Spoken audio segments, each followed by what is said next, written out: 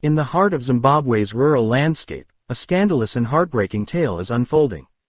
The small of Mwenyezi, Masvingo, has been rocked by the revelation that a mother is in an intimate relationship with her own biological son, Betty Mbereko, a 40-year-old widow, and her 23-year-old son, Farai Mbereko, are not only in a relationship but are also expecting a child together.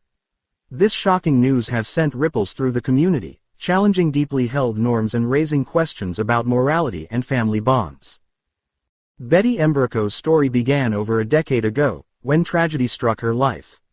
Her husband's untimely death left Betty alone, with a newborn son, Farai, to care for. The loss of her husband was not just emotional but also financial. The sudden change in her circumstances forced Betty to face the world alone, with little support from her late husband's family. With her husband gone, Betty became the sole provider for her family. She took on various jobs, often working long hours, to ensure that Farai had a chance at a better future. Despite her relentless efforts, the burden of raising a child and maintaining a household was overwhelming. As Farai grew up, he witnessed his mother's hardships firsthand. From a young age, he saw the sacrifices Betty made to give him an education and a chance to succeed. Their small home was filled with love, but the lack of resources and support made life challenging.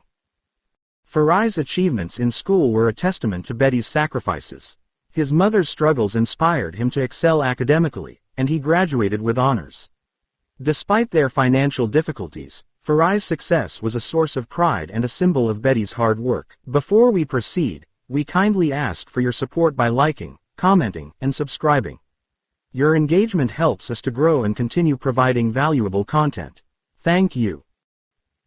As Farai entered adulthood, the relationship between mother and son began to change. Betty, still mourning the loss of her husband and feeling isolated from her husband's family, grew closer to Farai in a way that went beyond the typical mother-son bond.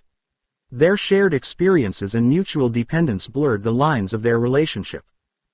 Over the years, Betty's emotional needs and Farai's loyalty intertwined, leading to a complex and controversial relationship. 3 years ago, Betty and Farai became involved in a romantic and intimate relationship, which eventually resulted in Betty's pregnancy.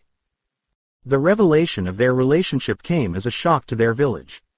Betty, now 6 months pregnant, openly admitted to the village court that Farai was the father of her unborn child. The announcement sent waves of disbelief and outrage through the community. The village court scene with shocked villagers and a distressed Betty defending her actions captures the community's reaction. In her defense, Betty argued passionately that her actions were the result of her long-standing sacrifices. She emphasized that raising Farai alone and investing in his education had given her a right to enjoy the outcomes of her efforts. Her statement resonated with the idea that her choices were a personal right rather than a moral failing. "I raised my son alone, worked tirelessly to educate him, and made countless sacrifices. Now that he is successful, I have a right to enjoy the results of my hard work. My actions are my own, and they stem from the life I have lived," Betty said. Farai, unwavering in his support for his mother, expressed his willingness to marry her. He also pledged to settle the bride price that his father had left unpaid. Farai's commitment was both a gesture of love and a way to address the cultural expectations surrounding marriage. "I am ready to fulfill the bride price my father left unfinished. It's important for people to know the truth about our relationship. If we don't speak out, my mother might be unfairly judged," Farai stated. The local headman, Nathan Mupudirwa, condemned the relationship, describing it as a bad omen. He warned Betty and Farai that their union could not be tolerated in the village and that they would face expulsion if they did not end their relationship. "This is a terrible omen for our village.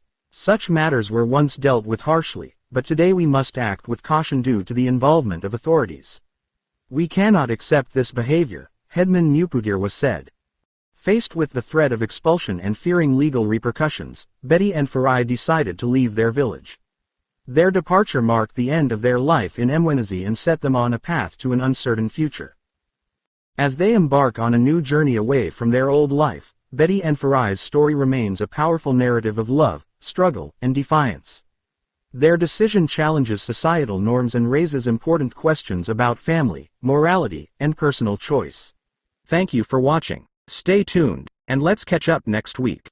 Remember to like, comment, and subscribe.